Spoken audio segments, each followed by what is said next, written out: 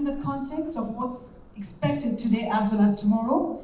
Moving forward, ladies and gentlemen, how many of you have downloaded the app AdTech Mumbai 2018? That's a good show of hands. Thank you so much. For the rest of you, please go ahead and download the app immediately. Guess what? The good news is we do have free Wi-Fi. We all need that Wi-Fi, right? So let me share with you the username as well as the password. The username is AdTech and the password is Mumbai18. So you have the free Wi-Fi, go ahead and download the app. This is the place where you have all the details for AdTech 2018 that's going to take place today and tomorrow. You can also set up your meetings, not just with your colleagues, but also with the speakers. So please go ahead and download the app. You know, I'm actually intrigued with the point that you said free Wi-Fi. I will also be doing that right away, connecting to free Wi-Fi, because I'd like to actually indulge in the conversation that's taking place here. What we're going to also urge all of you to do is keep those tweets coming using hashtag AdTechIN. I repeat, hashtag AdTechIN. All that you get to experience here at AdTech, all that you get to hear from our speakers, indulge in those conversations on Twitter or across all the social media platforms using hashtag AdTechIN. Most importantly, the agenda that's in your hands will be the Bible for today. So please do note that this hall that you're seated in is the Grand Ballroom 1. Now in Grand Ballroom 1, we have track 1 and track 3 taking place, the ones that's marked in blue and green. So please do know that you're at the right session, at the right time, at the right place. This is Ballroom 1 and we are hosting the track 1 and track 3. And track 2 and track 4 will be taking place at Ballroom 2, which is right opposite the Ballroom 1. And that's the place which I'll be hosting, that's track 2 as well as track 4. Also, ladies and gentlemen, we have the expo taking place right beside. You have also got the list of partners who are presenting there. They have 10-minute presentations that will be taking place at the expo. So during your free time, please go ahead and visit the expo that's right beside Ballroom 1. Now, another thing that you would have noticed in the agenda is a particular remark called the workshops. What we're also doing is that across Studio 3, which is across the hall, we also have a slot for workshops. Now, some of you would have already received the invites to be part of this workshop. So those who received the invites can proceed to the workshops at the designated time. So please do be sure that you do have a good look at the agenda to make the most of it. And with that, ladies and gentlemen, without any further delay, let's get AdTech Mumbai 2018 started by inviting our fantastic keynote speaker on the stage. Now, ladies and gentlemen, she's a seasoned international marketer with deep experience in the mobile, telecom, and technology sectors, having joined Citibank in 2015 and was also focused on building a customer-first, mobile-first culture, delivering personalized, consistent, and compelling omni-channel customer experiences across 17 markets. Now, one thing that she brings across with her experience is to ensure that there's an integrated customer experience. Now, she claims beautifully saying that it's not her banking background that brings her where she is. It is her need to ensure that there's an integrated customer experience, which is what brings her here to share her fantastic insights and perspectives with all of us. So ladies and gentlemen, please put your hands together for the Chief Marketing Officer, Asia Pacific, Europe, and Middle East with Citibank. Please put your hands together for Annie Byrne.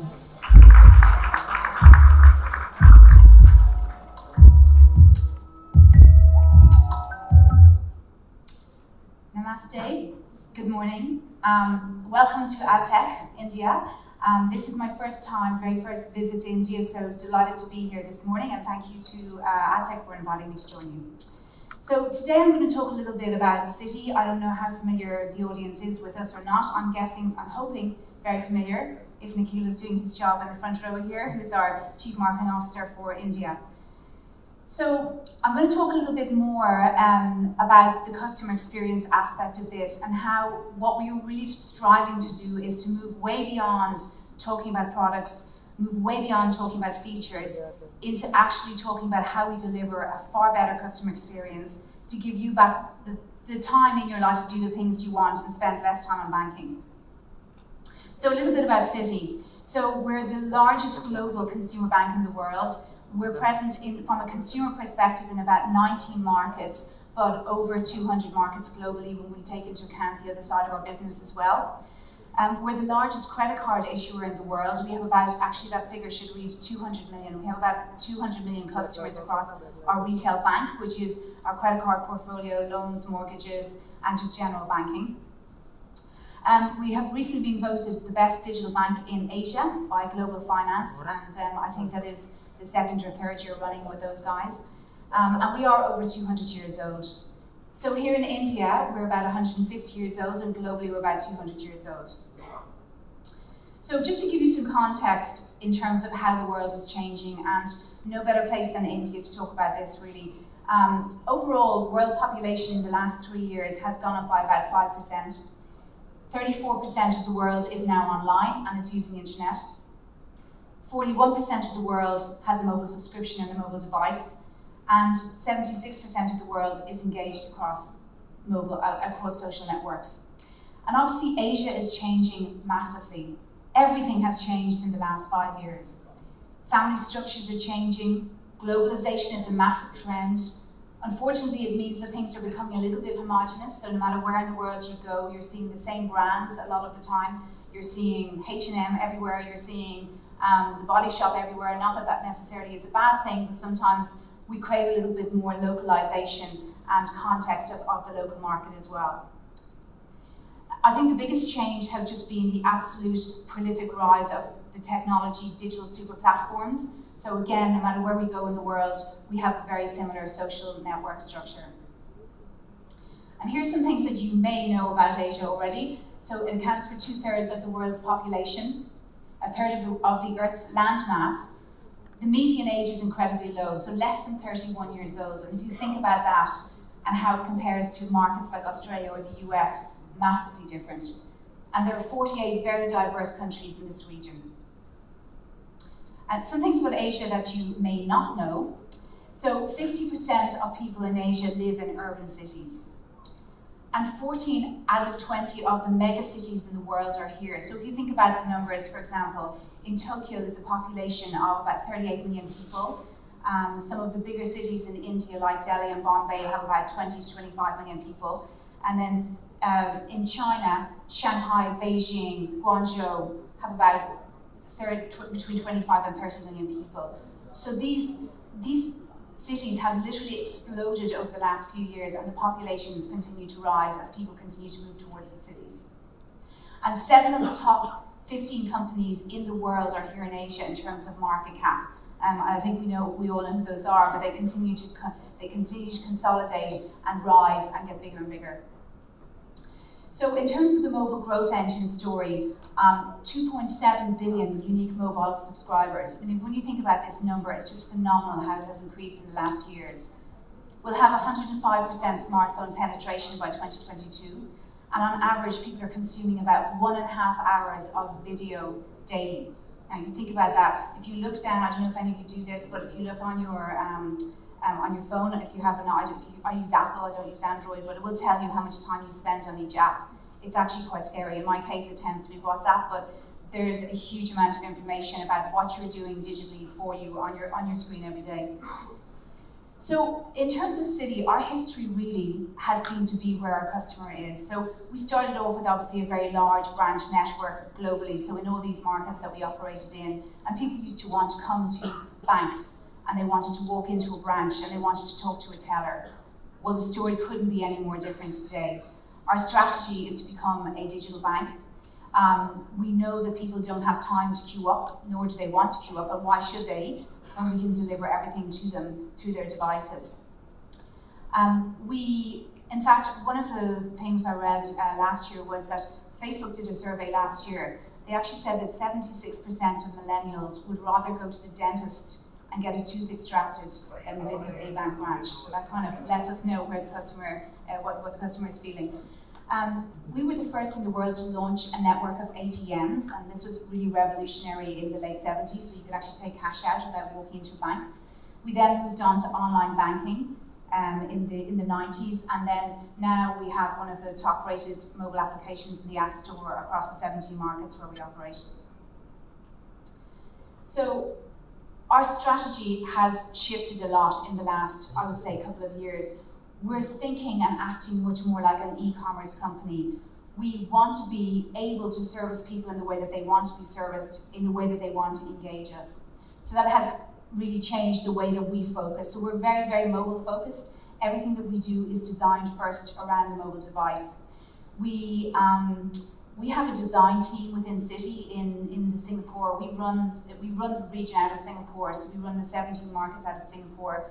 We have a UI UX team of about 40 designers today. So previously we would have sent all of that work out to agencies, and today we've consolidated it in-house. And the idea really is to build around the customer. So we co-create, we have user panels, we have usability groups that come in, we tap into the online ecosystem, we've built our own user community, and this is all designed very quickly to test, to iterate in a very agile fashion. So we've changed that very traditional technology structure of the developer sitting over there, the designer sitting over there, and the business people somewhere in the middle, but instead we put them all together into a Scrum format so that people can really come together and design around the customer. So in terms of digital payments, obviously I think you're all aware, and particularly no better place than India to talk about this.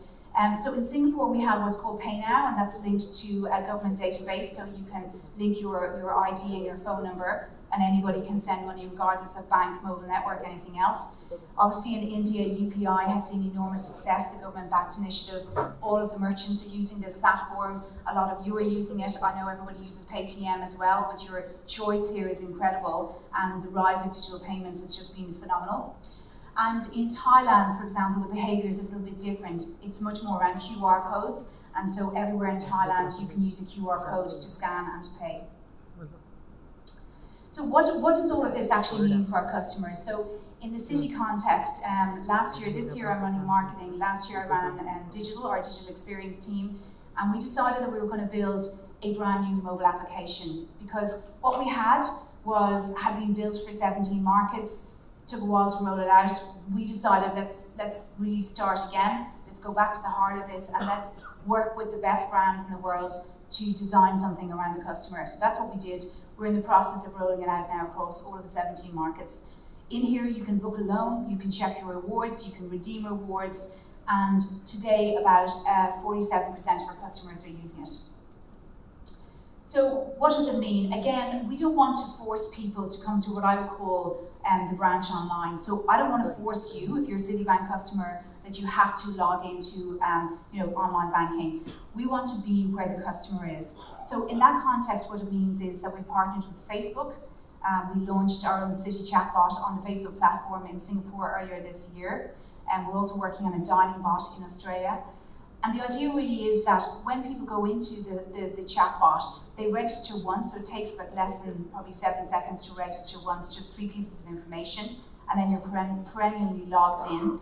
You can check your balances, you can check your reward points, and it's built on AI, and so as it starts to learn, as the bot starts to learn, we can teach it more, we'll check customer behavior, and then we'll start to deliver more features on the back of that.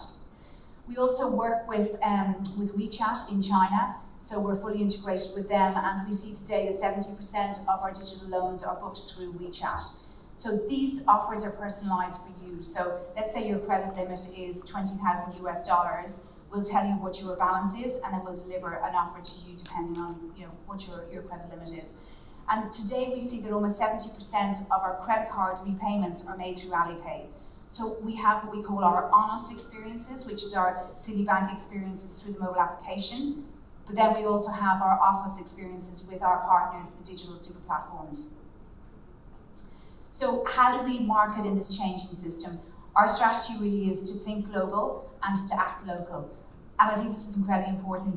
Coming into Delhi the other day and just going out with the team the other night, seeing some of the fantastic work that Nikhil and Rishi and the team are doing in terms of the outdoor piece. What might work here in Bombay or in Delhi may not necessarily work in Thailand or in Singapore or in Hong Kong. So we never try to impose any sort of global top-down approach to this. We're very much about empowering the local teams to do the best work possible in the markets and to really get under the skin and understand. What we do try to maintain is that we want to deliver the best value for the customer. We want to position ourselves as a life partner in terms of your lifestyle, so your rewards, your points, your ability to use a Citi credit card anywhere, whether it's a dining experience, a hotel experience, sports. We know that experiences are becoming more and more important, especially to millennials. Also, I think what's really important is we all know this wheel of death, right? Nobody is going to tolerate it. So when you've just booked an Uber and it's been a perfect experience, or you've just ordered something on Netflix and downloaded it and watched it And I have to say, I don't know if there's anyone here from Netflix, but sincere congratulations. I don't think I've ever seen such a big presence in a market so quickly in terms of outdoor. When people are getting so used to that level of excellent digital experience, we have to provide as good as the Netflix, the Ubers, Uber Eats, whoever, WeChat. That's who we're now being benchmarked against. So it's no longer okay to think that customers think about banking in a different category, because they don't. So we're really making that move from being, focused on, and everybody here would have been for years focused on mass marketing, which was really just one message, and pretty much you just spray and pray and try and hit as many people as you can.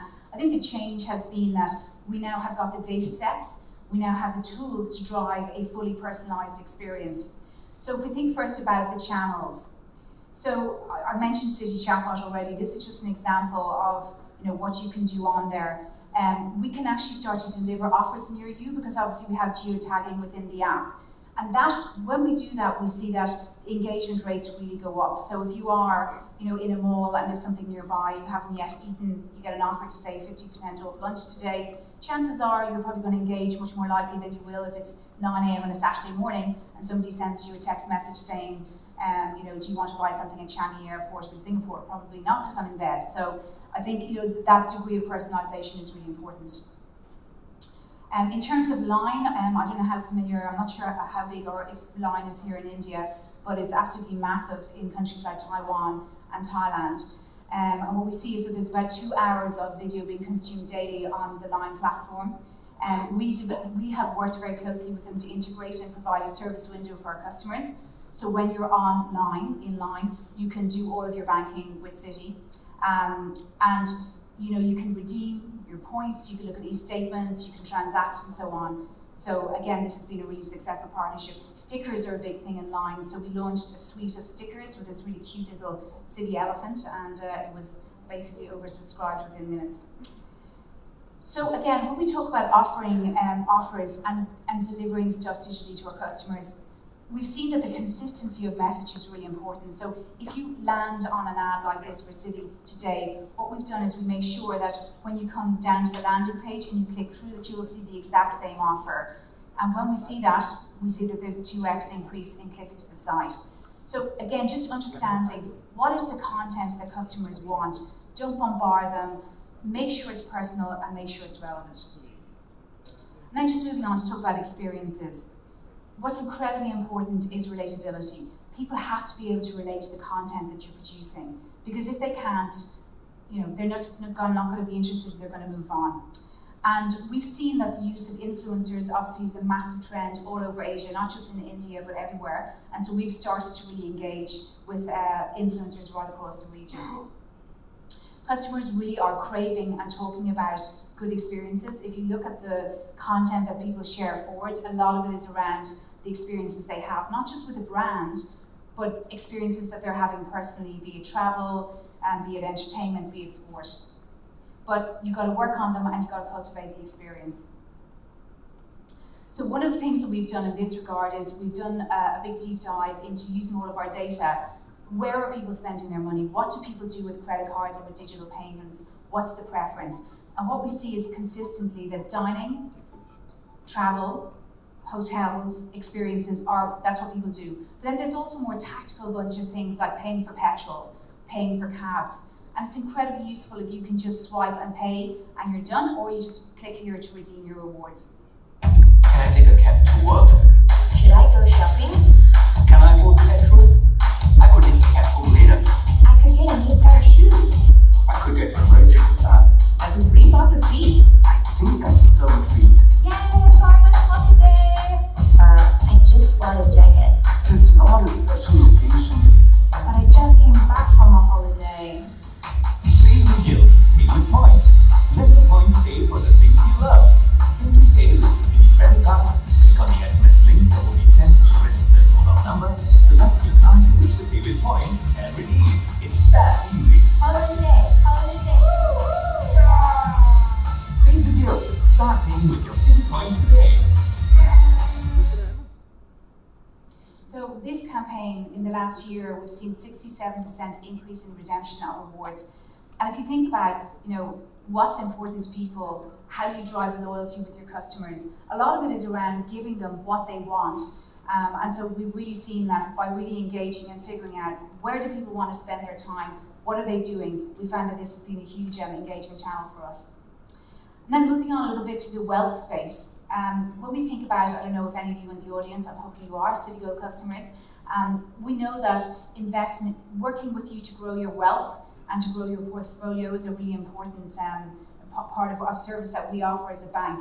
So what we figured out is that people want to be able to do that on their own, but they also want an RM, a relationship manager assisted experience. So last year we worked with our design team and customers to build out what we call the Total Wealth Advisor platform.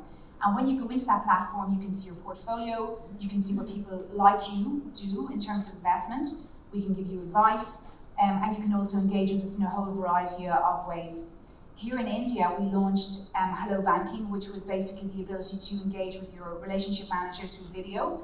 And there's a chat window where you can actually transact. So let's say, for example, you have a mutual fund that you're working on or some investment. You can actually go into the chat window, you can contact your RM and you can say trade now. And that's taken as a secure advice and you can trade. So again, it's just about taking the friction out of the process. It's about not forcing people to have to walk into a branch, sit there, wait for an RM, but to trade when they want to on their terms and in their time. And we think that, again, really incentivizing people by talking about what are your biggest goals in life. Is it to educate your children? Is it to have a retirement fund?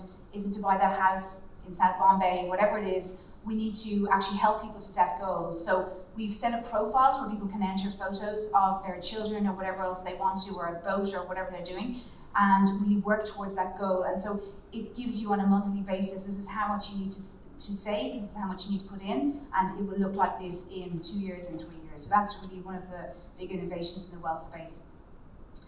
Again, just coming back to content and the importance of influencers. In Thailand, and we worked with a lead social media influencer. She's got a huge following on Instagram, Araya Hargett. And this has just been an incredible success story for us. It was a bit of a trial. We didn't really know what was going to happen.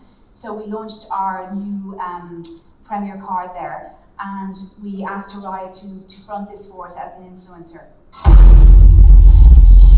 พร้อมไหมกับการช็อประดับพรีเมียมสู่อิสระไร้ขีดจำกัดจะช็อปที่ไหนทั่วโลกก็ได้เหนือกว่าใหม่บัตรเครดิตซิตี้พรีเมียมมอบสิทธิพิเศษทุกการใช้จ่ายทั้งในและต่างประเทศนี่แหละที่นักช็อประดับพรีเมียมแบบคุณและชมต้องมีใหม่บัตรเครดิตซิตี้พรีเมียม So what we saw interestingly was that we asked her to do a certain amount, obviously within the terms of what we asked her to do, but she went way over and above and beyond. She ended up blogging about us, she was on Insta every day, she was on Facebook, and just the following and the swell just got enormous. So we reached 6 times our monthly target within about 3 weeks of this campaign launching. Now we almost had to reprint the credit cards, we couldn't quite keep up with the demand. And so it is an amazing card, I have to say. There is a lot of benefits to having the card, but I think it was the way that she did it and the way that she seeded it organically. I think it's been really successful for us. And then obviously Rajiv Makni, I think no stranger to anybody in the room. Last year we worked with him here in India. Nikhil and the team worked with him. He's probably the top tech influencer in India, I believe. And so he had his own TV show and he promoted our video banking, which I mentioned a little bit earlier. And it actually ended up being the #1 trend in Twitter in India. So again, a really successful partnership with Rajiv. And then just thinking a little bit more about formats. What we've really discovered is that simple is the most powerful. Now, there are some nuances to this. For example, in countries like China, where if you look at the UI compared to countries like, say, India or maybe more the UK, Australia, the UI tends to be clean, and in the US it's the same. China, there are tiles on every single page, and there's so much content rammed in. If you look at WeChat, the ecosystem there's just so much stuff there. But what we found in most of our markets is that simple is powerful. So we've tried to standardize how we lay out our web pages everywhere to really bring the customer value proposition up front and to articulate it consistently in the same way. So there's no surprises. If you're a Citi credit card customer, you're a Citi credit card customer. We offer the same benefit of layers and rewards. And when we switched to this format, we saw that we're getting over twice as much engagement. People are staying longer on the page, and they're going in and they're visiting more content. And just how we consume content is completely changing in terms of formats. It used to be like this. You would see a static web page somewhere. Now we've moved to video, and obviously that's incredibly, it's pretty much prolific. Everybody's using video. 80% of all content will be video by 2020. But now we're moving on again, and we're looking at VR and AR. And I think that VR in this context can be incredibly immersive. AR can too, but it's about finding the right format for delivering the right message. I think it's really useful. We used it, for example, in this travel campaign with India. And when you can actually use VR to actually show, for example, the location that you're going to, or if you have influencers working for you and they've traveled to a location, it's really immersive for people watching this on a social platform to see where they are, and VR is terrific for that. So when we did this in India, we saw that we got an uplift of 20% on our credit cards during this campaign.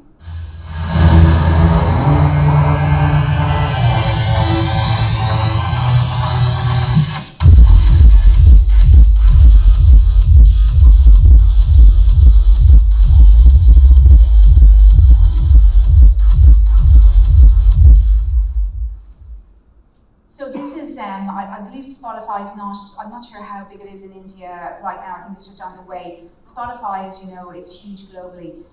When we did a partnership with Spotify, and we said to people, do you want to use your points to have a recurring payment on a monthly basis? So again, it's just another thing off your credit card bill or off your debit card bill. It just goes away. And we see that since we launched this, huge engagement from our customers across the region. People are really keen on using their reward points to pay for Spotify. And finally, when we think about delivery, so a lot of people will tell you it's really hard we talk about data-driven marketing delivery, but actually it's really hard to marry the two things together. 63% of marketers, in fact, said that.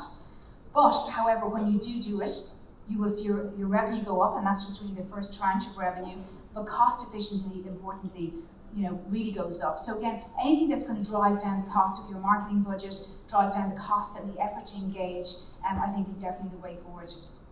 So for us on Citi World Privileges, which is our global platform for rewards, what we saw was that when we delivered personalised and targeted messages, our offers drove 47% more site visits. So if it was relevant to you, if you had just landed in Thailand, let's say you just landed in Bangkok, and we send you a message and say, hey, welcome to Bangkok.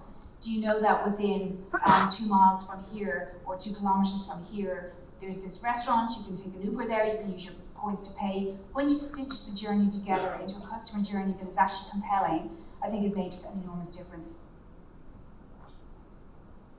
So today on Citi World Privileges, we have 11,000 offers.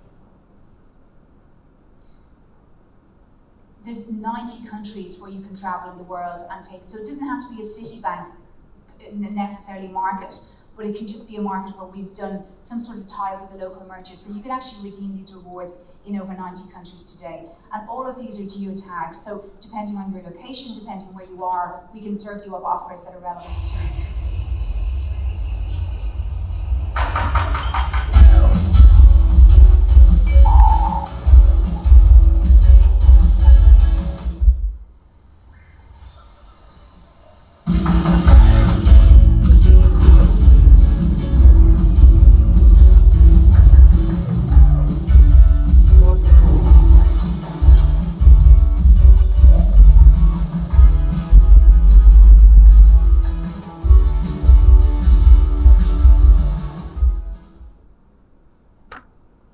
So again, just another example of using data-driven marketing, and this is something that we've really started to do. So let's imagine at 5:30 you're driving for petrol. Now you've paid $200, 3 minutes later you swiped your card and you paid your petrol for $200. We know that there's a coffee shop, we know at Citi that there's a coffee shop about 200 meters away, one of our merchant partners, and we know that there's an offer on. So at 6 p.m, it's going to be 15% off for all Citi cards at the coffee shop, and we send you that message. The power of that, the power of you being nearby, so what we saw is 5x more engagement. So these are just some basic things, some tests that we ran over the last year. The Philippines has been our pilot market for this, and consistently on every test we see that when you use data to drive contextual offers, your redemption rates shoot up. And importantly, a 71% reduction in cost. This is really important for the marketers in the room. We all know that the ongoing challenge is to convince people that there is value in the marketing budget, in spending this money, in driving this money. If you can tangibly show that there is a reduction in cost and an increase in redemption, it's obviously going to be of huge benefit. So the speed of all of this disruption really makes us think, what is coming next? Where is this all going, right? Because I think that we're all aware of the fact that we all expect to have this level of personalization. But I think in the end, the most important thing is going to be that we focus on the customer, bringing the most relevant offers to them and immersing with them in a way that is non-intrusive and bringing the best for their lifestyle.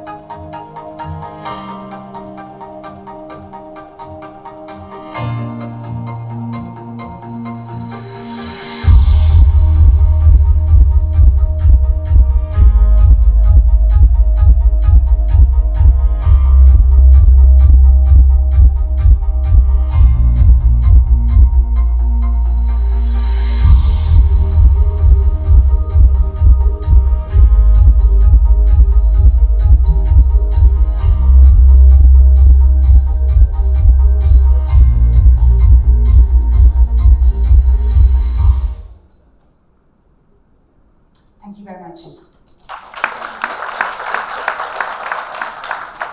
We still have a minute left, so let's take the questions. Can we have the mic passed on? I'm going to request you to also introduce yourself before directing your question.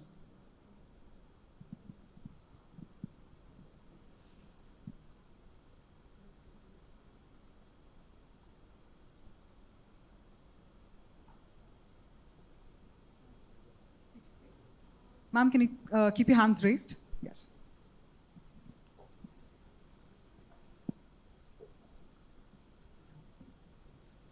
Hello, I'm Tashi Mohan. The question I had was that 67% of our world population are financially illiterate, and 76% of Indian population are financially illiterate. So, good digital interface does solve the problem of banking being tedious or cumbersome. How will it help these people transition into financially aware or profitable customers, and how can a bank market for them? So I think that's a great question, Tashi. What I would say is that obviously by removing the need to have to come in to, especially if you live in a rural area, by removing the need to have to come into branches, obviously providing a fully digital experience, then that is the first barrier. But there is a bigger problem, and the bigger problem is obviously I would say it's being locked out of the financial system. So I'd say it's the inequality of lack of accessibility to the financial system. So financial inclusion is obviously a huge thing in markets like India.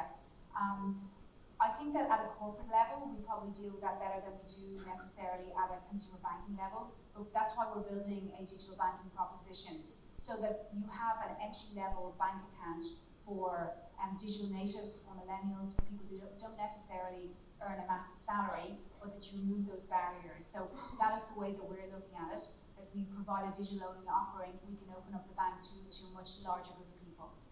Thank you. Well, unfortunately, we run out of time, so we'll take that as the last question, sir. Like your example of micro influencers, do you think the celebrity influencers actually gonna phase out in the digital era because micro influencers bring a lot of authenticity to the conversation? So what's your view on that? Yeah, I think that's a great question. And I have to say, I was presenting at something in Singapore a couple of weeks ago. I was sandwiched between Google and Facebook, and Facebook were talking about the rise of Insta stories, and they were talking about, and Google were talking about this in terms of micro influencers. Brands tend not to get the same traction as a micro influencer will get. But what's even more important to know is that if the micro influencer is not authentic and doesn't speak with the authentic voice of the brand, if it's being clear that they just got paid to say something, people will disengage. They may engage the first time, but they won't. And so I think that when you choose people, they have to actually really believe in the product. And when you read those posts and when you see those people speaking on camera, it's so clear to me the ones who believe and the non-believers. And so we vet them really seriously, and we try to get people who actually can use the product and it's useful to them. We don't just want to slap somebody's name on it. So, for example, Rajiv, in the case of India, he actually is a Citigold customer, and he uses that product all the time. And the reason he spoke about it with such passion is because he actually finds it useful. That's what we want. So what he did for us here, what Araya did for us in Thailand, she uses that card all the time. It's real. Like, both of those things are real. We don't want just to slap somebody's name on something because we believe that it's not authentic. And I think the most important thing is the authenticity of the brand and the voice of the brand. So I think that that's the way it's going to go. Thank you. Well, ladies and gentlemen, with that, we come to the end of this fantastic session. Can we have a huge round of applause for Neve Byrne?